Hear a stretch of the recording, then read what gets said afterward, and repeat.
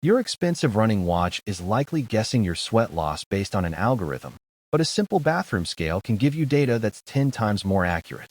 It feels incredible that our watches now tell us when to drink and how much fluid we've lost. But before you blindly trust that number on your wrist, you need to understand where it comes from. Most wearables don't actually measure hydration. They use an algorithm combining your pace, weight, and local temperature data to generate a statistical guess.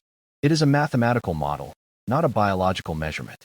The problem is that individual physiology varies wildly. Two runners running an 8-minute mile in 70-degree heat can have sweat rates that differ by over a liter per hour based on genetics and heat acclimatization. To find your actual numbers, ignore the screen and use the Nude Body Weight method. This simple test is the gold standard for endurance athletes and costs absolutely nothing to perform. Here is the math. Take your starting weight, subtract your finishing weight, and add the volume of any fluids you drank during the run. That final number is your unique hourly sweat rate.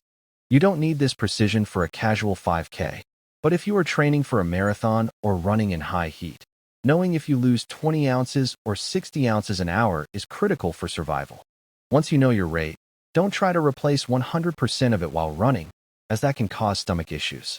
Aim to replace about 70% to 80% of your losses to maintain performance without sloshing.